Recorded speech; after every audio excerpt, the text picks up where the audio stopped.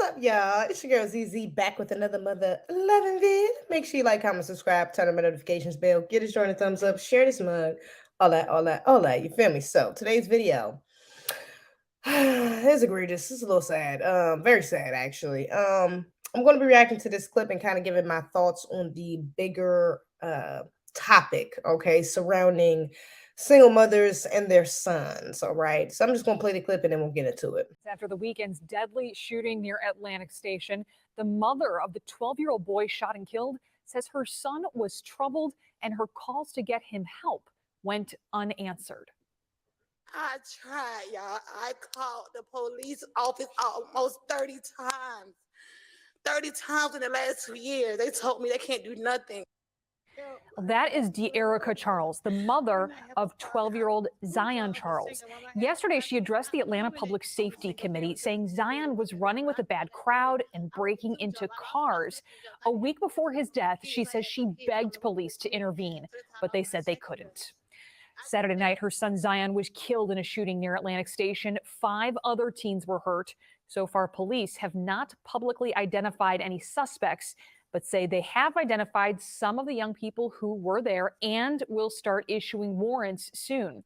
During yesterday's meeting, Atlanta City Council member Keisha Waits recommended a 7 p.m. citywide curfew for those 17 years old and younger.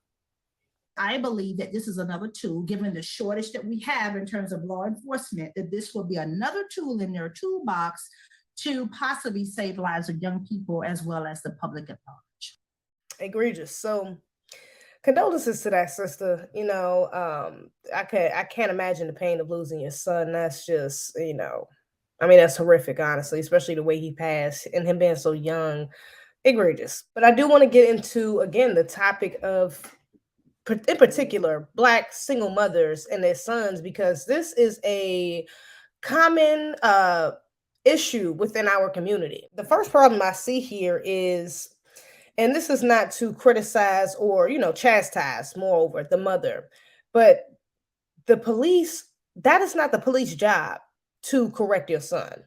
It is not the police job to come and sit your son down, to teach him a lesson, to scare him straight. So the fact that she called them 30 times, after the third call, after the fifth call, after the 10th call, you should be calling somebody else, because clearly they don't give a damn, which they have the right not to, because that's not their job to. And even if it was, the anti-Black racist structure of policing really wouldn't do anything, wouldn't allow anything beneficial to come from that. It would really be putting your young boys more at risk, trying to come them having your homes and correct your sons. Like that's, you're bringing a suspected possible, white supremacist into your home, race soldier into your home and telling them to discipline your son. That's not a good look. A little Black boy at that, that's not a good look.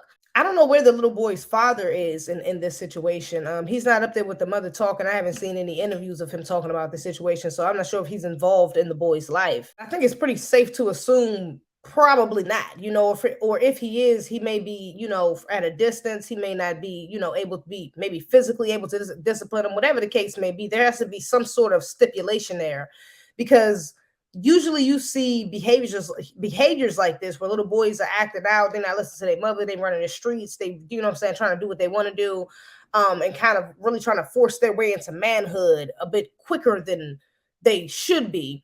A lot of times it's because the father is not there. That's most of the times that's what the case is. The father is not there, or if the father is not there, there's no other source of masculine figure for him to follow behind, like an older brother or an older cousin or a uncle, something of that sort. But mainly the father. I don't like to downplay the role, because I know I hear a lot of people like try to say you need a father or a male figure. It's like, no, you need a father.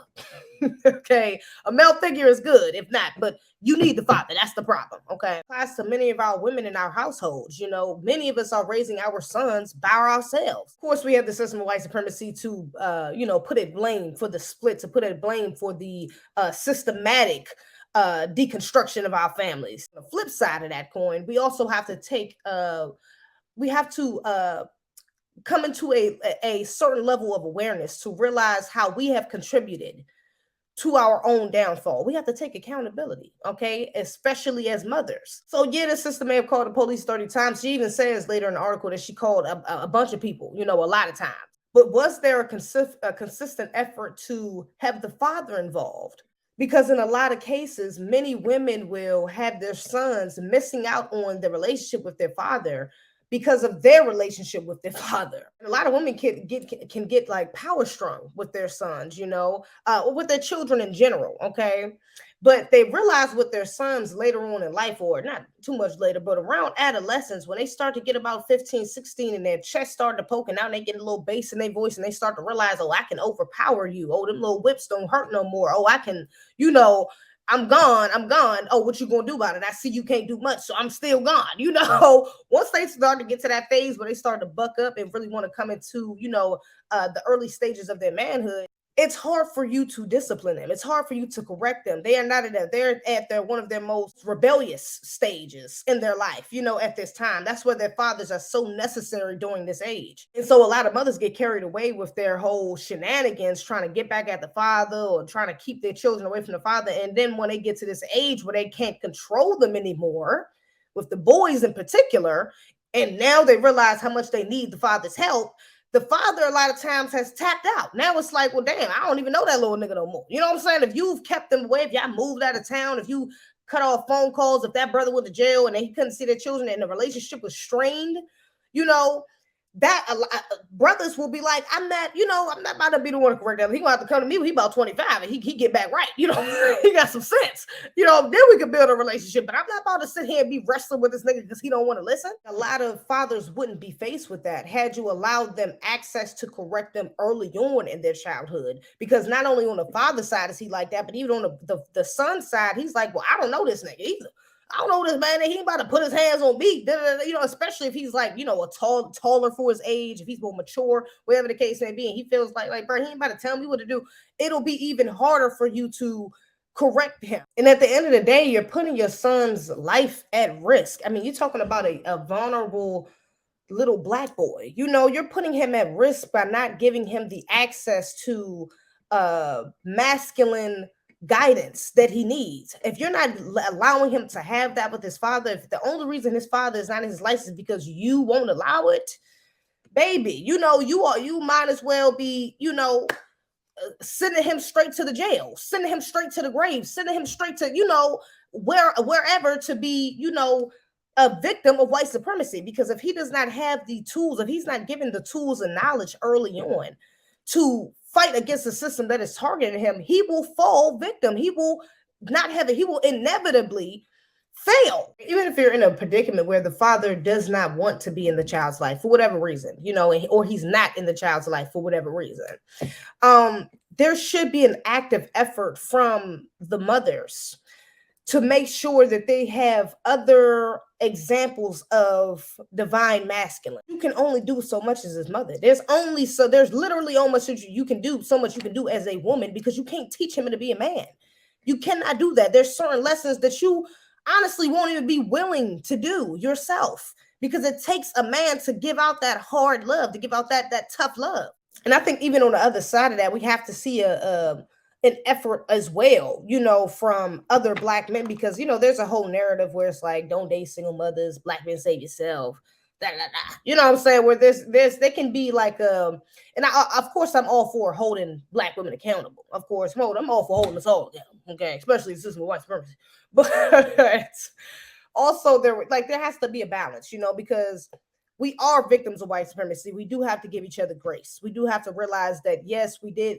We all made certain decisions that put us in these predicaments, and we all didn't have anything to do with certain decisions that put us in these predicaments. So with that, we have to be mindful that we're going to have to do some things that we all don't want to do in order for us to get to a place that we all want to get to, So that includes black men, taking on some responsibility of children that isn't theirs. And the same thing for black women. I don't have no damn children, but I still take on some responsibility for other people's children, my siblings' children in more particular. At the end of the day, it's still a community effort. Of course, I didn't make the decision to have children. Yeah, my sister or whoever children I'm taking care of didn't make the decision to have to be married beforehand, or, whatever the case may be. She made some bad decisions and now she's in a predicament. Like, the point is, we're here.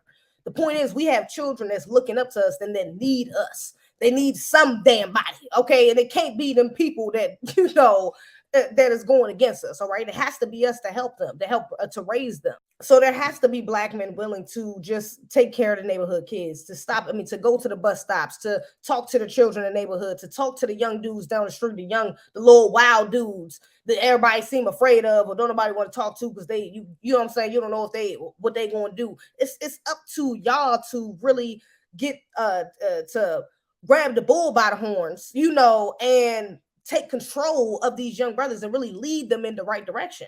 And it's up to sisters to allow brothers to lead, because these young brothers, you can't expect them to lead. I mean, to follow any damn body if they mother like, I'm not following him. I'm not submitting unless he pays something. Like, there has to be an effort on both sides as well. Black women have to be willing to allow men in their homes. If it's not their father, if the father is not available, you have to allow other Black men in your homes that will take on some of that responsibility, that can show him some of the things that you can't show him as a man. Also, get a man. You know, that's the most effective way to get a Black man in your home, is get a man. Okay, get your ass married, settle down, have some more kids, etc. But get a man. And I will say there's a lot of brothers that do that. You know, shout out to my brothers. You know, shout out to some of the brothers I know for sure reach out and actively help other Black men, whether it's in their family or outside of their family.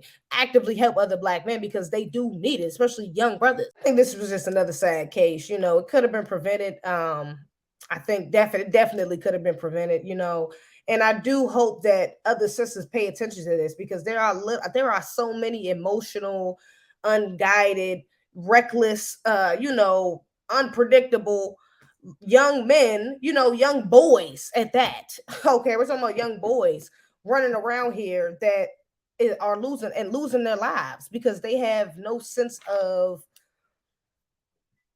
direction. They have no sense of divine masculinity. They have no sense of what they should be doing with their time, what they should be doing with themselves, So, y'all let me know what y'all think in the comments below. Do you think that this is a side effect from, the lack of fatherhood or the lack of guidance from fathers in these young Black boys? Do you think that single Black mothers have a lot to do with that lack of guidance, and that they don't give enough room to allow Black men to guide and to lead? Let me know what your thoughts are in the comments below, baby. Other than that, that's all I got. All right, y'all. We do not play, but I green. You fuck with the team. Might find your West in the creek. We crossing our T's. We don't never miss a beat.